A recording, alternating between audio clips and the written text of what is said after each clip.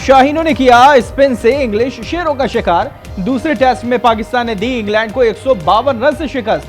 297 run के हदफ पर English team 144 run पर ढेर। पाकिस्तान ने 3 साल बाद होम ग्राउंड पर टेस्ट मैच जीत लिया। आईनी तरमीम का ऊंट किस करवट बैठेगा, मौलाना के बयान से मामला उलझ गया।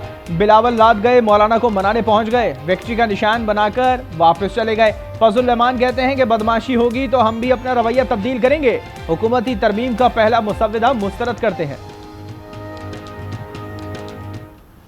जो पहला ड्राफ्ट हुकूमत की तरफ से हमारे पास आया था, हमने यकसर उसे मुस्तरद कर दिया था। हमारे साथ एक तरफ मुज़ाकरात चल रहे हैं, दूसरी तरफ हमारे पार्लियामेंट के अरकान को हरासां किया जा रहा है। अगर आपका रवैया बदमाशी का होगा तो फिर हम भी अपना रवैया बदमाशी का जानते हैं। आईनी तरमीम के लिए खुसूसी कमेटी में डेडलॉक बरकरार। आज एक और बैठक होगी। कौमी असम्बली और सेनेट के इजलास भी तलब। एजेंडे में तरमीम शामिल नहीं। सप्लीमेंट्री एजेंडे पर लाए जाने का इम्कान। काबीना इजलास भी नहीं बुलाया गया। आईनी तरमीम का हुकूमती मुसव्विदा सामने आ गया। तजावीज़ के मुताबिक आईनी बेंच बनाया जाएगा। आईनी बेंच में तमाम सूबों से बराबर जजेस तैनात होंगे।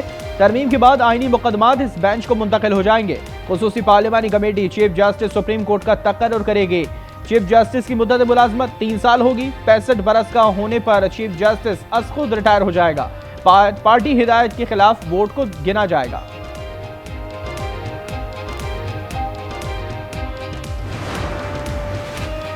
$224 का हिंसा चैलेंज बन गया। इलेक्शन कमीशन भी मैदान में आ गया।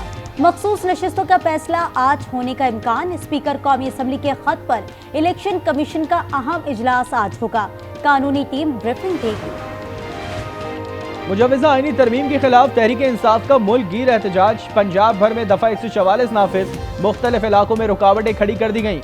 पुलिस की नफरी तैनात। बैरिस्टर सैफ कहते हैं कि आईनी तरमीम के जरिए PTI को दबाने की कोशिश की जा रही है। बाज बुग़्ज़ ज़बानी PTI में अंधे हुक्मरान मुल्क को नुकसान पहुंचा रहे हैं।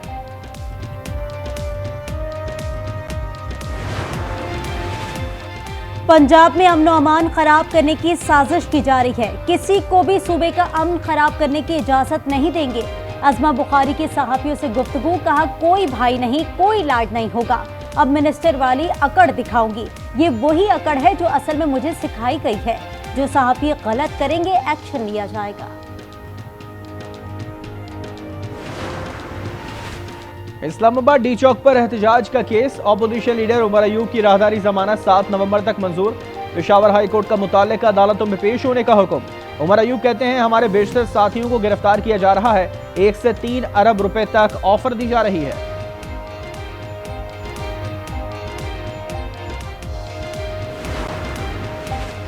लाहौर के तालीमी इदारों में हालिया वाकयात पर समाअत। सोशल मीडिया पर फेक न्यूज के खिलाफ chief justice Lahore high court ने DG FIA को आइंदा समाअत पर तलब कर दिया। कहा DG FIA तफ्तीश करें। मंगल को फुल बेंच इन केसेस की समाअत करेगा।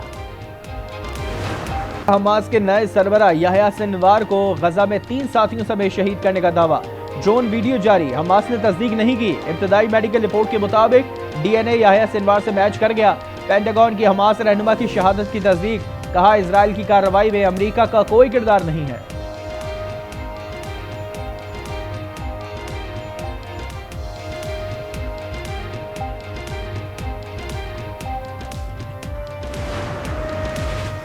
अमरीकी सदर जो बाइडेन का इजरायली वजीर आज़म नेतन्याहू से राब्ता। यरगमालियों की वापसी से मुतालिक हिकमत अमली पर तबादला ख्याल।